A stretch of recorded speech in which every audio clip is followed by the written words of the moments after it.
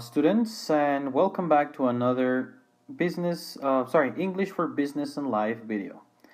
This is a special one. This is actually the last one that we're going to be doing for our pre-intermediate level market leader book. This is the last unit. I know it's been a long way to here. We have practiced a lot of stuff. A lot of verbs, a lot of expressions, a lot of grammar. Just wanted to say that, well, thank you very much for staying online, listening, watching these videos.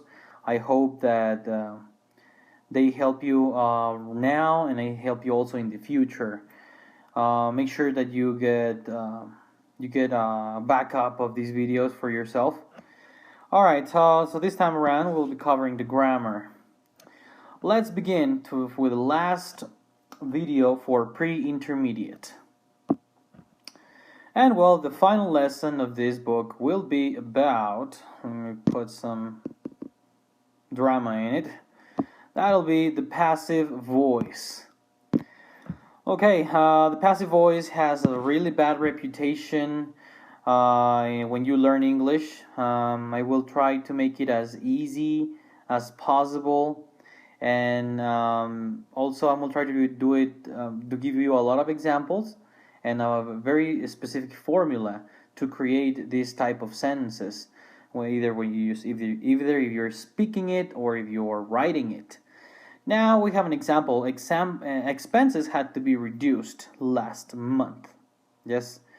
Okay, let's go through some notes before we dive into the passive voice itself.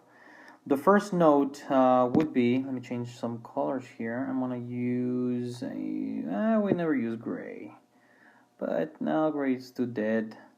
Let's stick with the dark blue. Okay, one important note is that we use the passive voice when the doer of the action in the sentence is unknown, not important, obvious, or we simply don't want to mention it. Okay, you probably didn't understand a thing of what I just said. Now, who is the doer of the action? What is this word? Nothing else than the subject. Yes, your subject, the most important aspect, the most important element of your sentence or idea. So the doer can be a person, it can be an animal, it can be a thing. It can be a place under certain circumstances or examples, specific examples. So let's say that we don't want to mention who did the action, who painted the house. We don't care about who painted the house. So we don't want to mention it. So we need passive voice. The house was painted. Now, if it's obvious that a person that paints houses painted the house, notice that I am repeating myself. So when something is obvious, we also use passive voice.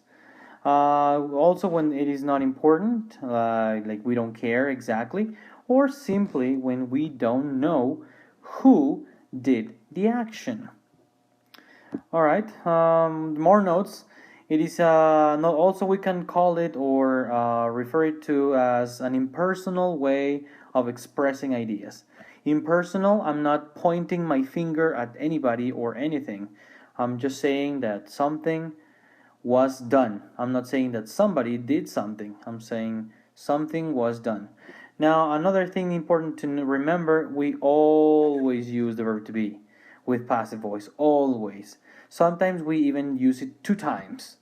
And right now I'm not going to give you an example because it's something a little more advanced, not too much advanced, but it is. And the next one, the next note would be, it doesn't always make sense in Spanish. Mr. Translators, do not translate passive voice into Spanish. It will work in some occasions, but not all the occasions. So if it doesn't have a direct translation or a logical translation, you will just get confused. So don't translate on this. It's very important. Now, let's see a comparison here, and very quickly, Number one, Carlos from Human Resources terminated Alejandro's contract. Okay, now the doer of the action is Carlos. He did the action. The action was to terminate. Yes, a person's contract. He fired somebody. If let's say that Carlos, we need to protect Carlos's um, identity.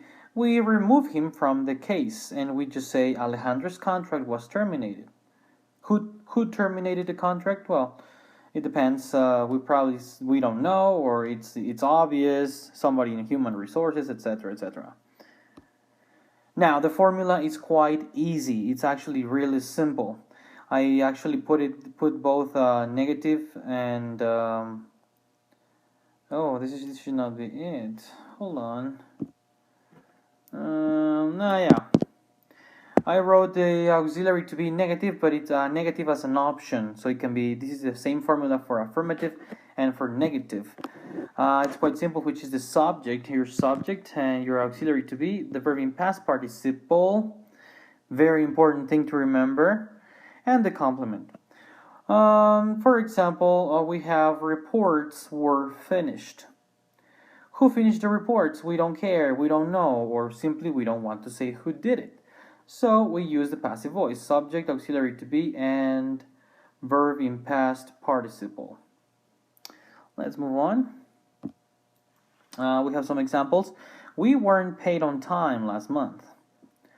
Who normally pays us? Well, the company. Okay, so it's not necessary. So we don't use the company and we just say we weren't paid on time the last month.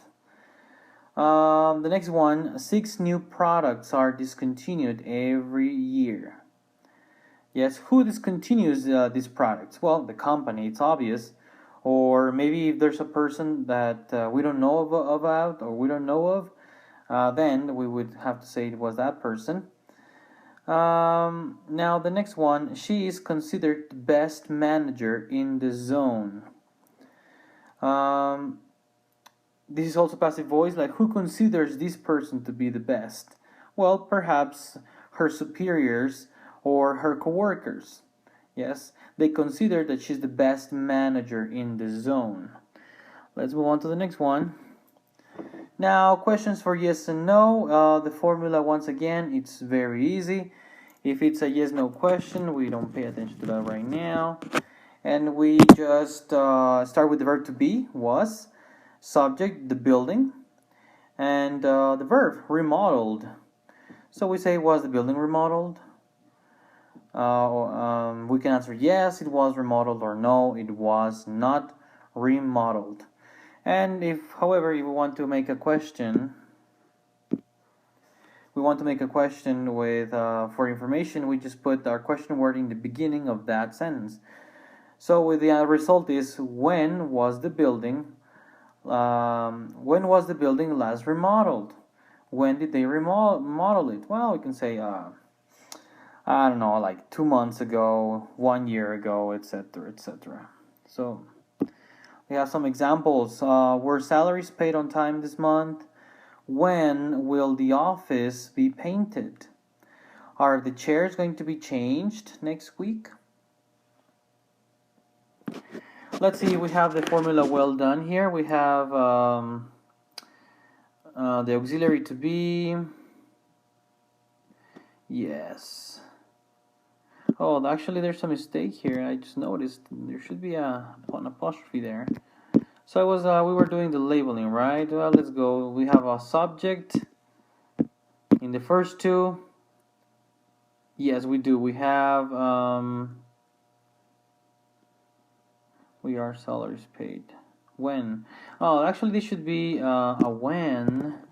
Let me change that. I got a little confused. I'm sorry. I apologize. When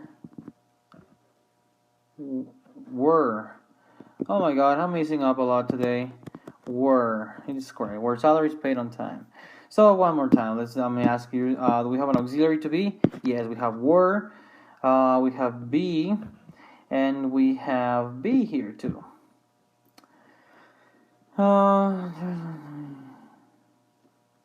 Yes, I think I'm doing fine. All right, so now we have auxiliary to be. Do we have a subject? Yes, we do. I believe we do. We have salaries here. We'll say the office here. We have the chairs here. Subject. Oh. Now we have the next and most important thing in the sentence, sorry, is the verb in past. Were salaries paid? Was the office well painted? And are the chairs going to be changed? So changed is our verb. Alright, let's move on. Well, before I go into saying very good, thank you for everything, I'm going to go over some notes here. Okay, so we finally made it. We finally did Unit 12 for your Market Leader book, pre-intermediate. We checked the grammar this time around. We saw passive voice. Nobody likes it. Many people fail it, but that's not going to be your case. Of course not. Why not? Because you can watch this video again and double check some data. Alright, so some notes. We use it when the doer of the action in the sentence, we don't know him, it's not important to us, or he's obvious, or we simply don't want to mention it. We have some examples for impersonal way of expressing ideas. The verb to be is always required. Always use your verb to be when you are using this.